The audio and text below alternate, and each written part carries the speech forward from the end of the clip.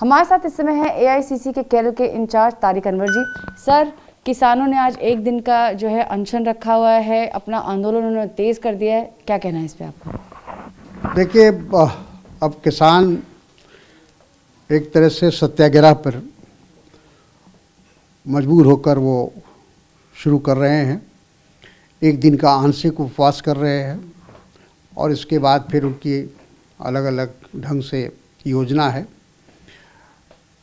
सत्याग्रह का जो रास्ता है ये हम लोगों को गांधी जी ने सिखाया है कि जब किसी तरह सरकार बात सुनने से इनकार करे तो उसका एक ही तरीका है सत्याग्रह, शांतिपूर्ण आंदोलन।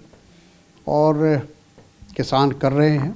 हम किसान आंदोलन के लोगों की तारीफ़ करना चाहते हैं कि इतना सरकार के रवैये के बावजूद कहा जाए कि सरकार ऐसा लगता है कि बिल्कुल इनह्यूमन हो गई है। उसको ज़रा भी इस बात की चिंता नहीं है कि लाखों की संख्या में जो किसान आए हैं, उनके परिवार के लोग आए हैं, बूढ़े आए हैं, बुज़ुर्ग आए हैं, और किस तरह से इस मौसम में, दिल्ली की इस ठंडक में, खुले आसमान में बैठकर आंदोलन कर रहे हैं, लेकिन सरकार को कोई चिंता नहीं।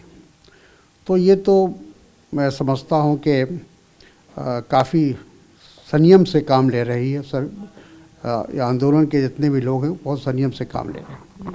सर, केंद्र के कुछ मंत्री हैं, वो कह रहे हैं कि इस आंदोलन की आड़ में षड्यंत्र किया जा रहा है, साजिशें की जा रही है, जिसको बर्दाश्त नहीं किया जाएगा। टुकड़ा टुकड़ा गैंग तक जो है वो मेंशन कर दिया गया है। अगर टुकड़े टुकड़े गैंग की बात हो तो देश में टुकड़े टुकड़े करने में सबसे आगे भारतीय जनता पार्टी है और संघ परिवार है। सारे देश के अंदर लोगों को जिस तरह से बांटने का काम हो रहा है, ध्रुवीकरण का काम हो रहा है, ये तो भारतीय जनता पार्टी कर रही है। अगर सही मानों में इल्ज़ाम लगाया जाएगा टुकड़े टुकड़े का, तो वो भारतीय जनता पार्टी पे लगना चाहिए। और जहाँ तक के ये भारतीय जनता पार्टी की और मोदी सरकार के तमाम लोगों की हमेशा ये कोशिश रहती है कि कोई भी अगर सरकार के किसी कार्य पर, किसी काम पर अगर कोई सवाल उठाता है तो वो टुकड़े टुकड़े गैंग का मेंबर हो जाता है, वो देशद्रोही हो जाता है, पाकिस्तानी एजेंट हो जाता है, चीन का दलाल हो जाता है। तो ये इनका एक तरीका है, हर आंदोलन को एक तरह से दबाने के लिए ये उनकी कोशिश होती है। तो ये थे तारिक अनवर जी हमसे बात करते हुए। कैंपस गंगा सिंह के साथ मैं सुप्रभा भारद्वाज, TV9 भारतवर्ष, दिल्ली।